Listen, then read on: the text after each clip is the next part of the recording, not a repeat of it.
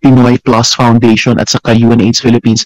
Meron pong PowerPoint presentation ang DOH. So we'll go back to that before I open the floor for questions.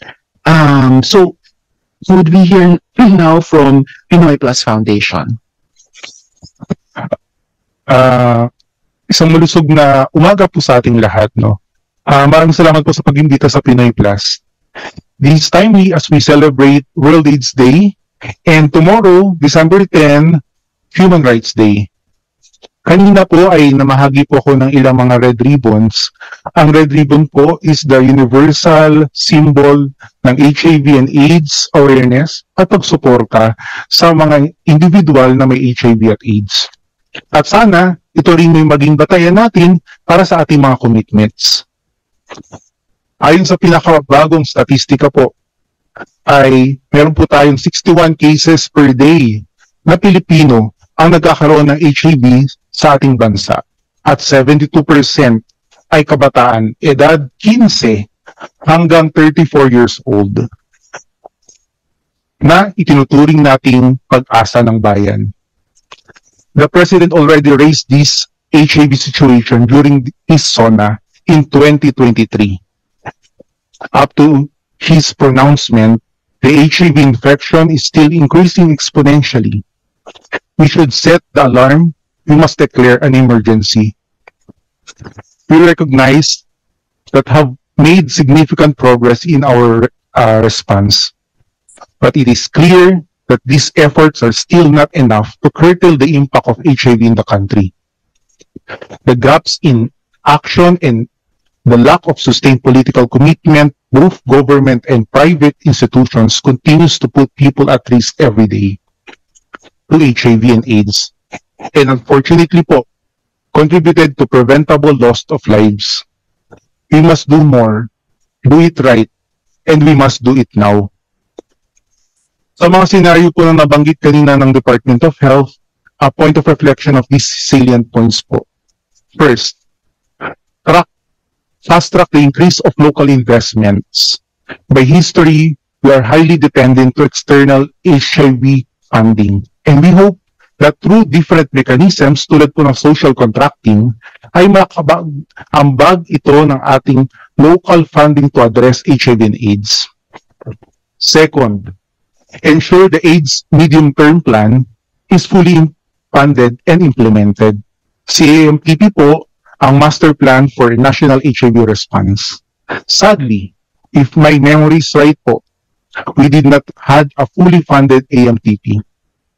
At kapag kulang po sa pondo, kulang din po sa implementasyon.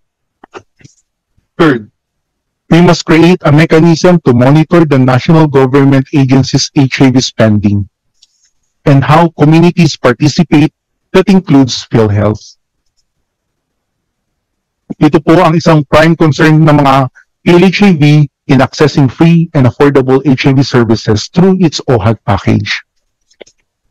Ang cross-cutting team po sa aking mga nabanggit ay we want to emphasize the vital role of PLHAV support groups and other key population in the HIV response. We have seen effective strategies that are rights-based, community-led, and client-centered. Isang concern po ay yung loss to follow-up. And we have this as a systemic problem that also need to be addressed immediately. Communities contributed to this yung different community-led initiatives. Andiyan po yung Kumusta, yung Kolkolangs, and yung Pinoy Plus PLHAV Response Center, which is running up to this since 2015. We call on our duty bearers to be the beacon of hope by fulfilling their obligations. We urge concrete actions to strengthen the capacities of both duty bearers and rights holders, expand care and support services, and ensure sustained local initiatives as well as meaningful engagements and strategic investments. Our commitment deserves nothing less. Kami sa komunidad ay patuloy na nanindigan para sa sapat, abot kaya at makataong HIV and AIDS services. Sama-sama po natin puksain ang takot at hiya, dulot ng stigma and discrimination. na pumipigil sa pag-access sa mga serbisyong makakasagip ng buhay. Magtulungan po tayo at maging sandigan ng isa't isa sa paghubog ng isang tunay na HIV response sa pamamagitan ng pakikilahok sa pamamahala upang matiyak ng ating tinig ay isang maging gabay para sa mga solusyong makakapekto sa buhay ng bawat Pilipino. Maraming salamat po. Maraming salamat din, Sir Rainier. Mukhang nagiging common advocacy yung social contracting. So maybe that's something government really has to learn about. Salamat po. And last but not least, at least presentations, before we go back to DOH, could we hear from UNAIDS Philippines? Ms. Martha. Maraming salamat po, Madam Chair. So, nag-prepare lang po kami. Next slide po. And sige, we'll go right into it po. So our first concern po is yung increasing number of infections among young people. Sorry, previous slide. Ayan. So, mababa pa rin po yung consistently gumagamit ng condoms and are accessing pre-exposure prophylaxis. Next slide. So to protect our young people, we strongly recommend amending the IRR of RA 11166 to extend po yung access to prevention and treatment services for minors without parental consent. This should be complemented as well by youth-specific messaging to increase demand, make schools and universities access points, and to strengthen youth-led programs implemented by our Sangguniang Kabataan and our YKP organizations. Next slide, please. Next slide. Skip na lang. Next slide. Ayan. So, the other challenge that we're seeing right now is yung limited financing po of HIV prevention in the country. So, when we crunch our data in the Global AIDS Monitoring, we saw that only 6% of our entire financing in the country is allocated in prevention. So, I know that the DOH and the system has made great strides in terms of improving our testing and treatment services, but it is about time that we turn off the tap and ensure that we're protecting and preventing new infections in the country. Next slide. So we're seeing PhilHealth as an enabler in this, and we strongly recommend the development of a benefit package for prevention and testing. So with this prevention services could be delivered by not only our social hygiene clinics and treatment hubs, but also by non-traditional HIV facilities in the health system like our barangay health centers, yung ating mga private primary care clinics and private hospitals, and even schools and workplaces that are currently being tapped by PhilHealth po through the YAKA package. So mechanisms exist, we just need to extend the package. Next slide. On top of this po, we need to address yung current inaccessibility of our OHAT package. Meron po tayo mga facilities na nagre-report na hindi po nila nakukuha yung kanilang mga OHAT reimbursements from either the general funds of the LGU or the general funds of the hospital. And this needs to be looked into by PhilHealth. Next slide. Next slide po. Ayan. So nabanggit po ni Ms. Mara of Achieve na we are really seeing a decreasing resources for community-led services. Ang ating community-led responses po are the backbone of an effective HIV response and not just optional extras. They reduce stigma, they reach hidden populations, and they ensure treatment adherence. In the Philippines, community-led responses are primarily funded by donor funds, but we're now seeing a decreasing financing at the international global health level. Next slide. So babalik po ako dun sa recommendation to implement social contracting. We already have the Philippine Procurement Act, which already permits government resources being provided to community-based organizations. But we now need clear DOH operational policies, and dedicated funding to support our community-based organization engagement.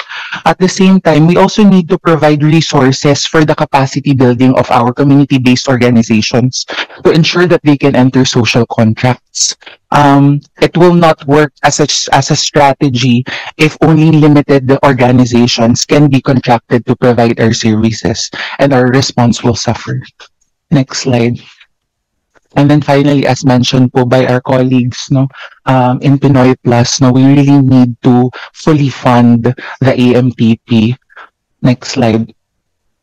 So ngayon po kasi, previous slide po, ngayon po kasi nakikita natin na only 27% po of the AMPP is funded. So we really hope that the DOH and the national government, no, can allocate more resources for our HIV response. Next slide. And then of course, the perennial problem of increasing yung ating efficiency, no, of DOH utilization. Nakikita po namin yung hard work ng ating mga kaibigan, no, in national government, in the DOH, no. Pero I think they're just really spread too thinly. So one strategy or solution that we are recommending is really creating more plantilla positions for the program, and also perhaps outsourcing yung ating procurement of commodities for increased efficiency. The new procurement law already allows for different modalities such as outsourcing in international procurement agencies or even national po. Ayun po. So maraming salamat po, Madam Chair, and makaasa po kayo sa UNAIDS for continuously working with the government and our civil society organizations to end AIDS by 2030. Salamat po. Salamat din po, Ms. Martha. At yung binanggit nyo sa uli na pag-asa, kaya earlier nag-request ako sa DOH at sa DFA na to find a way to support the continued operations of the UNAIDS Philippine office.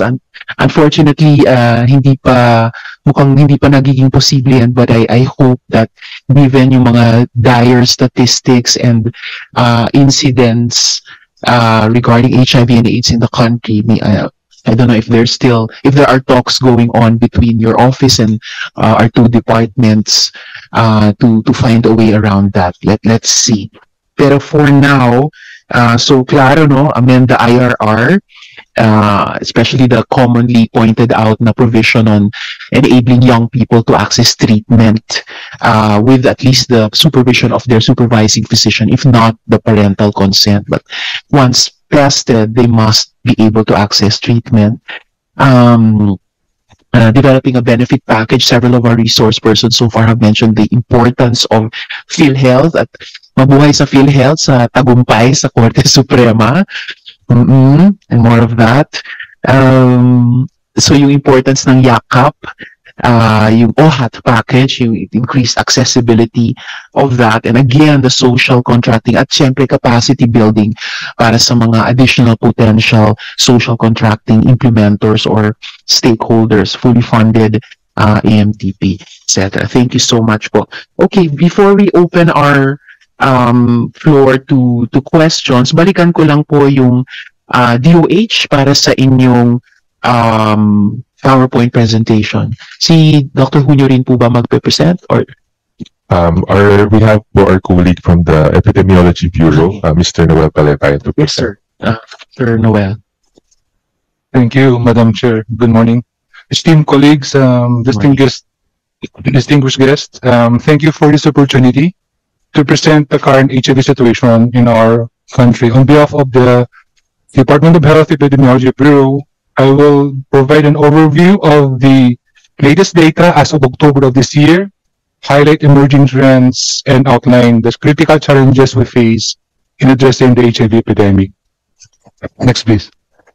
Globally, annual new infections and AIDS-related deaths are on steady decline, including the Asia and the Pacific region. Unfortunately, this isn't the case for us in the Philippines.